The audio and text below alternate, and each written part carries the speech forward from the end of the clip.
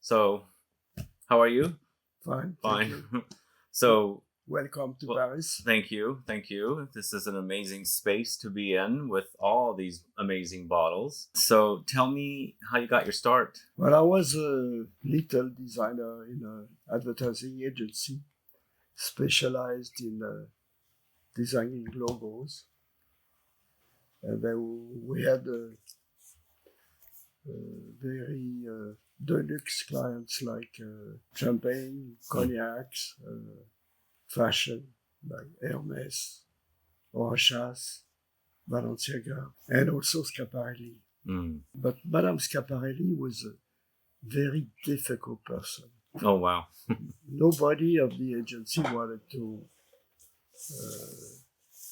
work for her because she was mean, she was tough to deal with. So they sent me as the youngest one, they say, okay, go, like going to war, So I went there. She had a beautiful mansion in Paris near the Champs-Élysées.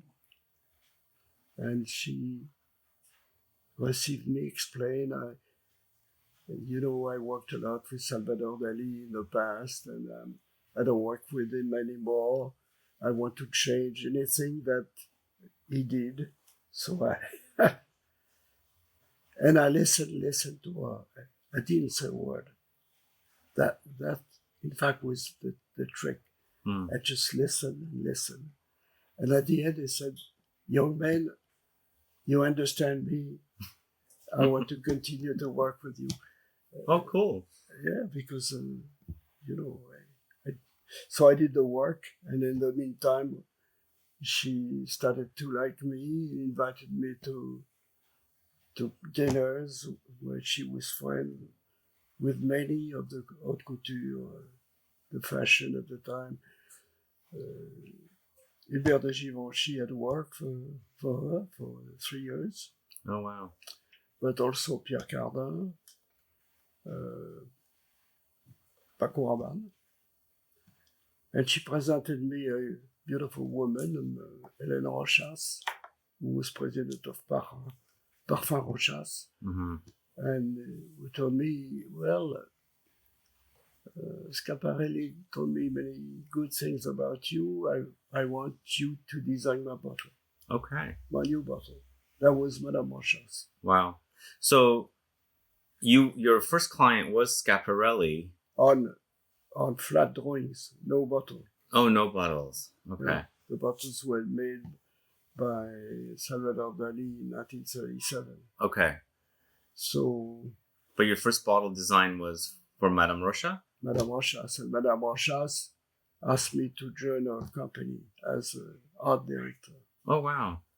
That was 1959. And in Rochas, the company was also producing perfume for Ricci, okay, for Hermes, wow, for many American department stores like Saks, Bendel. So aside my work at Rochas, I also worked for a little Ricci, but not creating interesting things. But also Hermes, where I did the green bottle of Eau d'Hermes. Oh. 1960. So were you working in-house at Rochas, but yes, you were also working for other brands outside? In my Rochas studio, because it was part of my job to work for Rochas and for Rochas clients. Okay, I get it now. I thought you were maybe moonlighting outside. I had a beautiful studio at Rochas. Nice. At Rochas, she presented me a young fashion designer, completely unknown, Yves something. So I worked on the logo of Yves Saint Laurent, the packages of his fashion house, his perfume bottles, until many years ago when I did Rive Gauche first, and then OPIUM in 1977. My mom wore both of those. She wore Rive Gauche, yeah, and also OPIUM. Yeah, I remember them as a young kid, those bottles. Yeah. Beautiful. Blue and silver. Yeah. The blue and silver. Yeah, this one right here. Oh, that's That's the Yeah. Rive Gauche. So, opium bottle is just really gorgeous as well. So yeah, so you started working with Yves Saint Laurent. I started working with Yves Saint Laurent, and then the boss, the company, started to think I was a competitor. And starting at 1964, I had to leave Rochas and create my own studio because my clients were the same year, 1965, Guerlain, Christian Dior for SAUVAGE, Yves Saint Laurent, and Givenchy. All the big ones. That was, That's amazing. SAUVAGE was a big success too, and it brought me some people from Spain. Oh wow. Antonio PUIG, Yeah. which asked me to create a bottle for a young couturier, PACO RABANNE, Okay. where I did Calandre, Beautiful bottle. with a big success also. And then started all the Italians with Valentino, Armani, Dolce & Gabbana, Fendi, Ricci, All the big names, huh? everything you can think of. So you went from France to Spain, then to Italy, not France, Italy, Spain. No, but I always have my studio in Paris, but I had a studio also, little office in Milano, Okay. because I had to go there so often. It was cheaper to rent an office Over there. than pay the expensive hotels in Milan. Wow. That's interesting, huh? But Barcelona, it's close, 1.5 hour flight, you were there. I didn't get an office there, but I worked a lot for Spain, including Balenciaga and the department store El Corte Inglés, many bottles in Spain. Wow. And then the owner of Yves Saint Laurent at the time, the perfume license, was an American, Oh. Charles of the RITZ. Oh, wow. I just read about him. With the manager, the president of the company was Richard Salomon, Dick Salomon. Okay. And Dick Salomon had everything. He owned the fashion house, all the licenses and the perfume. So Dick Solomon owned all of the fashion of YSL. Yeah. Wow. But he was a nice man and not greedy. So when it started to be very successful, the fashion, he gave the fashion back to Yves and Pierre Berger. And then it was too much. He sold the company at the time to SQUIBB. Okay. I haven't heard of... I think I have heard of it, but I don't know anything about SQUIBB. And SQUIBB was a big pharmaceutical company. Very difficult. They wanted too much money. They didn't care about the design. When I did OPIUM, they said, "This is plastic piece of shit." No. And with the name of drug, OPIUM, you cannot imagine a big pharmaceutical company launching a drug. Yeah, this should make sense to you guys, right? Yeah. So he said, "We will never launch it." Oh, God. So Saint Laurent was very upset. He loved the bottle. He said, "Okay, there's no contract anymore. This is the last year where you have to launch a perfume with my name. We stop the contract with you." Oh, wow. So then SQUIBB president, Bob Miller, then said, "Okay, launch it in Europe, but we forbid the OPIUM to exist in the States." But at the same time, wow, I was working with a big department store in New York, Bloomingdale's, and the president of Bloomingdale was coming to Paris every 6 months during the fashion year, because he had some fashion parts, like Givenchy, Chanel, all these big groups. So he was buying some fashion, but also looking what it was new. So he was coming to me because I was designing his boxes, his bags, what he called the fashion bags or the Christmas bags. Mm-hmm. Also, the design chocolate for him. Oh, wow. That's interesting. And also a perfume called Bloomies. Bloomies? Bloomies. I didn't even know about this perfume. Bloomies. So he asked me, what's new, Pierre? What's new? I said, there's opium, but you will never get it in the States. He said, come on, I'm free to do whatever I want. Oh, wow. That's amazing. He rented a truck and started to buy every bottles he could find, opium bottles. Oh my God. Around Paris. That was the perfume became out of stock because of Bloomingdale's. So it was sold out in France and it was in stock? He shipped everything in a container to New York 2 weeks after. Wow. It was sold at Bloomingdale's. Wow. SQUIBB were furious, but it was so successful. They decided, well, okay. They made a big party on the East River. Oh my God. On a boat. The boat was with a Chinese name, Peking. Uh-huh.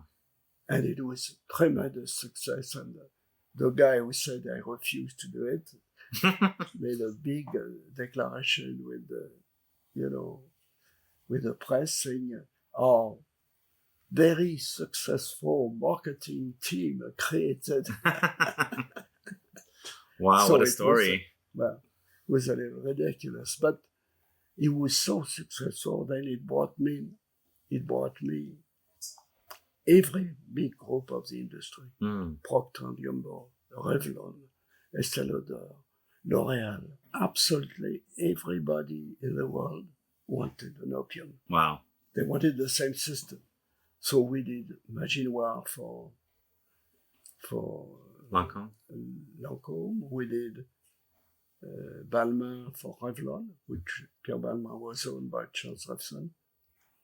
We did Caron, Nocturne, who was part of the Robbins Laboratories. So everybody wanted to copy the success of opium. I couldn't copy it. I mean, not just emulate it. L'Oréal president François Dalle called me 1 week after the launch and said, "Pierre, I want the same." I cannot do the same. And you have 6 months. I said, well, I had worked for him before, and the technical study took 2 years. I said, Mr. Dan, forget it. Your technical team is so slow. It's not going to be 6 months. Count 2 to 3 years. He said, okay, where do you produce it? I said, at Pochet, the plastic at this company. He said, use the same. No, they didn't ask many companies to see what was the best price. They said, okay, you've got the price of opium, you will do the same. So, in fact, we realized the new Magie Noire in 6 months. Oh, wow. But so they had similar bottles, right, originally? Do we have it here? Yeah. Oh, yeah. The plastic casing. But the same material, polyamide, opium. That's a gorgeous bottle. Ivoire for Balmain.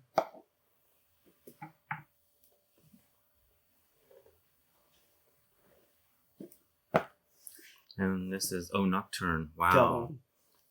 Those bottles are gorgeous. So, same technique, glass and nylon, polyamide 66. And we also did one for Procter & Gamble, but it was very difficult to work with this big group for a product called Navy, but it was not. I know Navy. Selective, it was more mass market. Mass market, yeah, like a drugstore brand in the USA. So between all 4 of these fragrances, how long did it take? Very fast. Very because fast. We had the expertise of the glass, we had the expertise of the plastic company, we used the same people. So we had a team working very fast. Okay. Within 2 years, Everything was out. everything was on the market. Okay. So these were mid to late 70s, right? It was late 70s until 82. 82. Okay. From 78, 77, 78. So Opium 77, Magie Noire 78. Yeah. And then it brought me to Japan. So I had to open an office in Japan. Wow. You've been everywhere. So I was traveling. But then the big another perfume, but created in oil, Takasago. Are you familiar with Takasago is like a Firmenich and IFF. Presented me a lot of young fashion designers like Chouet-Moore. Designer, yeah. Was making makeup colors beautiful, and it was bought later by L'Oréal. But many other brands like Kenzo, Issey-Miyake. So you designed bottles for Kenzo? I worked for them too. Wow. Hanamori. Yeah, there's so many names. Yeah, there's a lot. Now, how about American brands? So at the same time, through Salomon, he presented me a man which I never heard of before. I think I know who you're referring to. He was the president of CBS. Oh, okay. I got it wrong. I thought you were talking about a fashion designer. No, and this man said, my father owned a business on Fifth Avenue. It's too small. It's going to be destroyed. Corner of 53rd and 5th. His name was Mr. Paley, William Paley. Okay. And I want you to move in, because if I got 5 tenants of international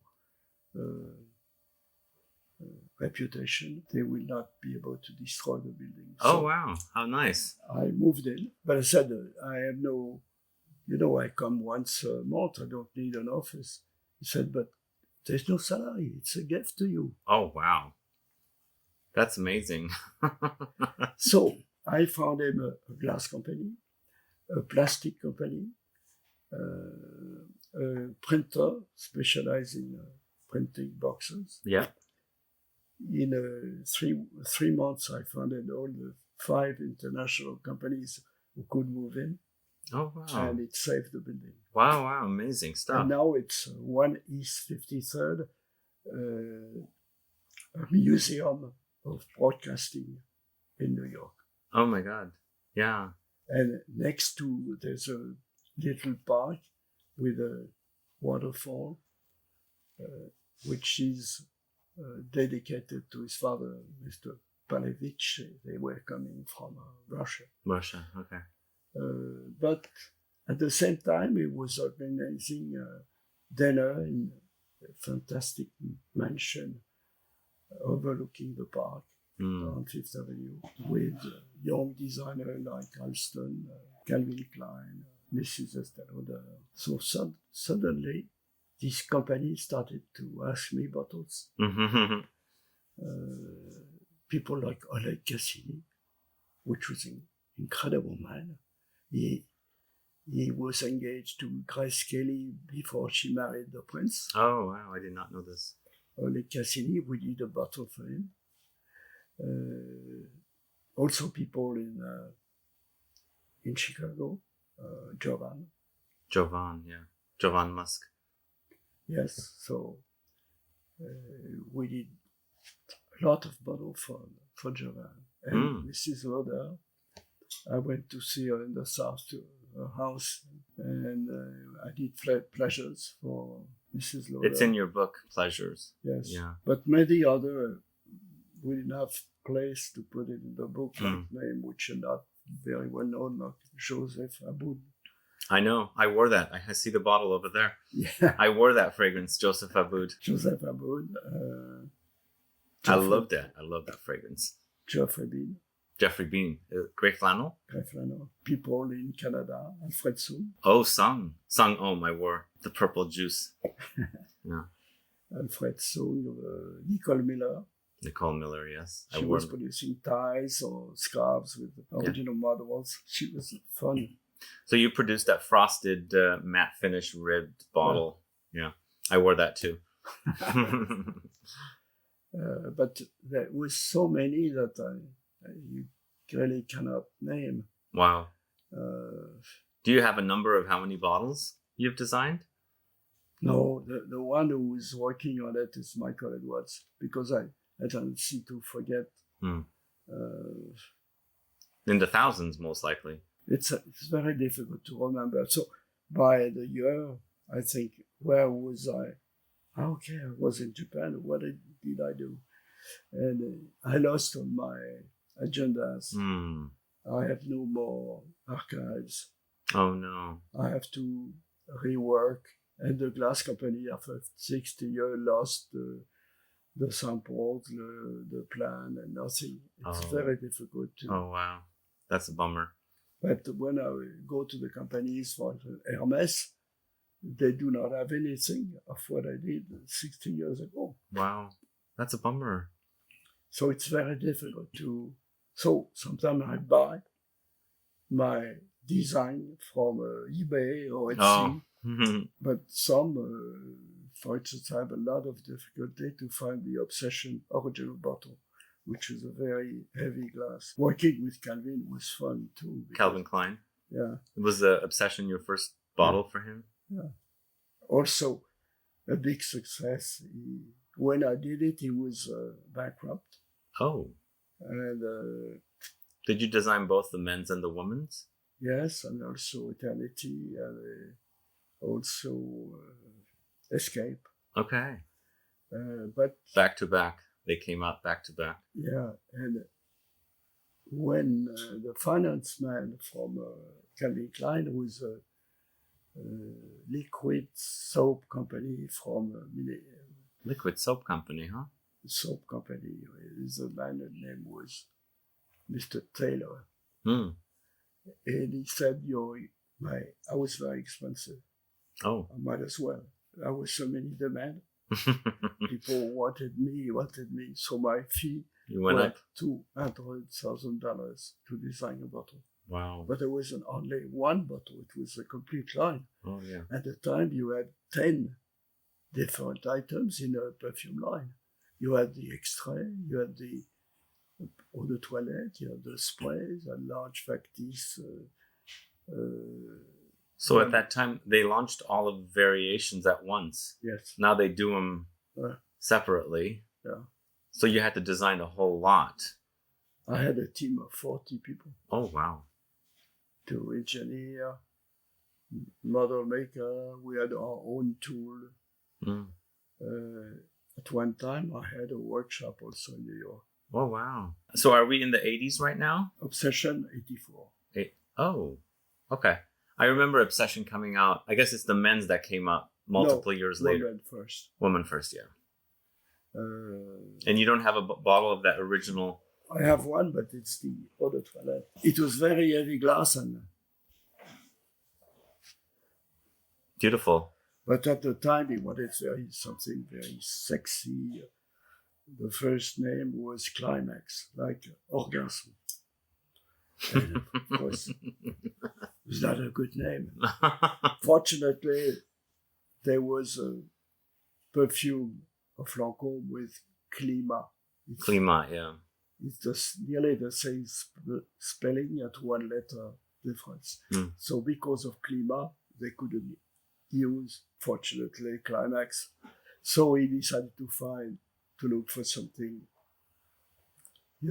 speaking about sex, he thought of Obsession was a good name. But he had absolutely no idea of what to do. And the finance man, Mr. Taylor, said, you're a little expensive. Would you accept 50% cash and the rest of 5% stock option? Oh. Calvin Klein means Petit Calvin. Klein, it's petit in German, Mm. small. So in France, we have no idea of what Klein was. So I said, I'm sorry, you can pay me on 2 or 3 years, that's okay. But 4 years after the launch, he sold the company for $400 billion Oh boy. to Unilever. So my 5%, Oh. I missed 20 million. Amazing. That's amazing. So This was a big success. So then he asked me to do the eternity because he was getting married to his secretary, Kelly. So he told me it has to be romantic. It has to remind a wedding gift. Mm. So most of the time with the wedding gift in New York, you go to Tiffany. And we went to Tiffany, and everything at Tiffany was silver and crystal. So that's why there's silver and crystal. the bottle is silver and crystal.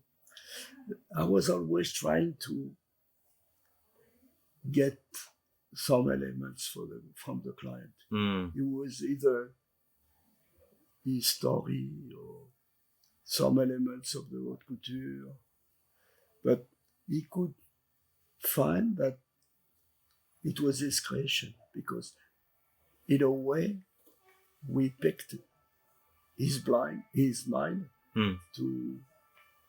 to find the right direction. I see. Most of the Givenchy are inspired by a word or an idea he had, not the bottle itself, but the story. I see. PACO RABANNE, when we did Calandre, his brief was a man and a woman making love in a car. Okay. I don't see that in the bottle. Do you? No, but then I said it might have been a big car, That's to have enough space. He told me, yes, a Rolls Royce. So from the Rolls, I took the grill. Oh, okay. Which in French is a calandre. Okay. And that was the bottle from his idea. Interesting. That's amazing. Yeah. You mentioned Halston. Did you do any bottles for Halston? I changed some of the bottle made by originally a woman who worked at Tiffany. I don't remember her name. And I had to change some of the elements, but I didn't design it. I see. But I met him, but the design was already done. I see. Elsa Peretti was the designer. I see. I've heard of her. So moving into the 90s, what kind of brands did you work with? Which brands did you work with, I should say? All the Givenchy. Continuing with Givenchy. The Armani, Isatis, working again on Gentleman. So you designed this one? Yeah. Yeah. This is fairly modern. This is more the 2010s. The black XS. I wore the original XS when it first came out in 93. Yeah. The clear bottle. So you must have done quite a bit of PACO Rabanne. Yes, I did 6 bottles for PACO Rabanne. Wow. And you did the recent robot bottle. Yeah. Big, also big success. Cute bottle. So is that your latest design, or you've done more since then? We're doing a lot of niche. Niche, okay. But also the niche, Jules is doing a lot of. He did this one. Jules is the grandson of Pierre, and Jules did Headspace fragrances. And did he also do Le Galion? Or is that you? No, that's me. That's you. He worked on the technique. That's one of the most beautiful bottles I have ever seen. Thank you. I absolutely love that bottle. It's an old story because I designed Le Galion in 1972. Okay. For Paul Vacher, who was a perfumer. He was a perfumer, Christian Dior, he did the Miss Dior, and he was supposed to do Eau Sauvage. But then he lost the order, who went to Rudnitska. Rudnitska, okay. So he told me, okay, I missed it, but do me another Sauvage. So instead of doing the lines this way, I made the lines straight. Oh, okay. Okay. So the Galion is a child of a Sauvage. Okay. I always, very often, use some elements of, on a bottle, changing either the silhouette or the elements or the colors. But people do not make, do not see the similarity, but they love it. They're kind of related. So you mentioned a museum in Japan.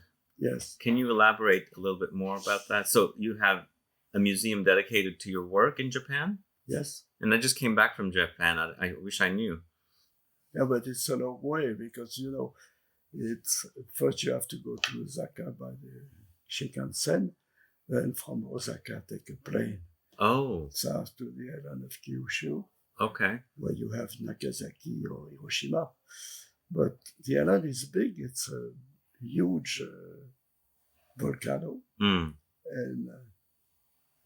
the volcano is inactive, but there's still very hot sources.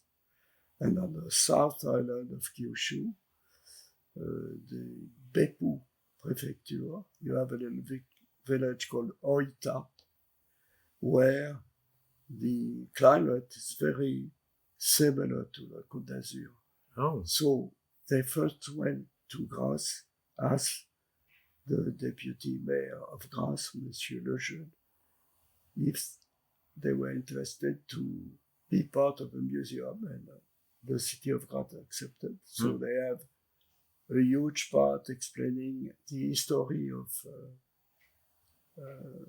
how you make perfume, the huge alambic, which are not used anymore, but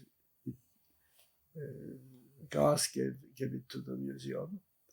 And through the embassy of Japan in Paris, I received a demand saying we are interested in opening a museum in Japan.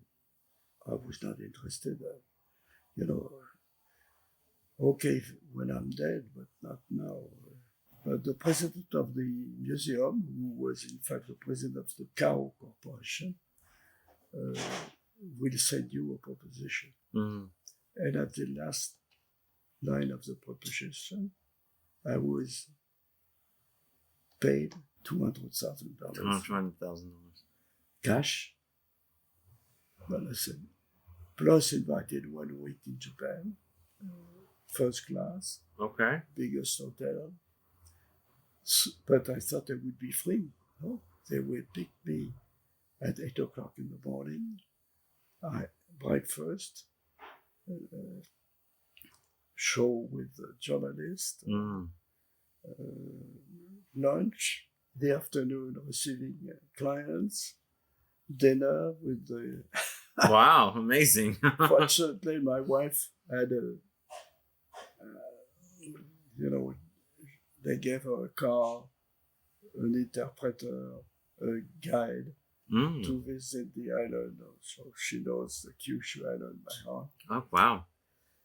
But, and they asked me, of course, to bring, at the time, it was 1990, all the existing bottles I had. Oh, wow. And they paid also for that. Plus. Jeez, that's amazing. So, what is your favorite creation of all time? What did you have? OPIUM, for Yves Saint Laurent. OPIUM. Yeah. But at the time, OPIUM was supposed to be in 4 colors. There were colors that Yves Saint Laurent loved, like this red, the green, the black, and the gold. Do they exist? The gold still exists at L'Oréal, the black also, but the green I only have a model. Wow, I've never seen the green. This is the only one. Wow, that's amazing. Yeah. So, L'Oréal doesn't do this packaging anymore. Well, They changed it, right? they changed it because it was too expensive to produce. But for a perfume which is sold $250, you could spend $2 more to create. No, that was too much for them. Oh, wow. Okay. Okay. So, and plus there was a lot of people were against using plastic. Ah. But it's not something you throw away. No, it's a collectible. It's a collectible. Glad you have the green bottle at least to show people. Yeah, I kept it because I think this is... I've never seen green. I think I have seen the black and I've not seen the gold. The gold is still sold. It's a mix of red and gold. Okay. So I'm going to ask you a couple more questions and we can end it here. What was your least favorite project to work on? Do you have one? Or maybe you have a couple or several? Out of the fashion designer, the most difficult person was Karl Lagerfeld. Oh, no. Okay. He wanted everything to be made by him, but he was not able to do it. But so he wanted to make the bottle? He wanted to make the bottle, but he couldn't do it. I worked for him for Fendi. Oh, during Fendi, okay. But the Fendi have 5 sisters. You don't know who is the boss. Oh, God. By listening to them, you had Anna, Katarina, Maria, Carla. Carla was so in the office in Roma, you had all the chairs with their name, like in the movies. Oh my God, okay. You had Carla, Anna, Maria, and at the end, a chair higher, like a throne, Carl. Oh. So he was there, like Louis XIV, like a king, and everything we propose, every idea of Maria or Carla, he refused. It took us 2 years to finalize the bottle. Oh my God. That must have been painful. Yeah, but then I decided, okay, I'll go. We did 200 different prototype and model. Jeez, wow. That was the most difficult. Okay. But sometimes it happened, not many times, that we didn't succeed and that, we didn't agree with the client. He wanted to do something bad taste or something I didn't like. I said, no, you cannot always say yes. Yeah. I want to do things I believe in. If I don't believe, why continue? Why bother? Yeah, exactly. Was the Fendi fragrance a success? Yes, because at the time it was financed by Elizabeth Arden. Oh, okay. A big group who did a good job.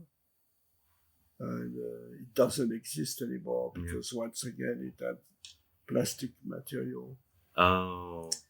I don't remember exactly the name, but I don't have the bottles yet, but I have a book. Yep, which we're going to talk about your book.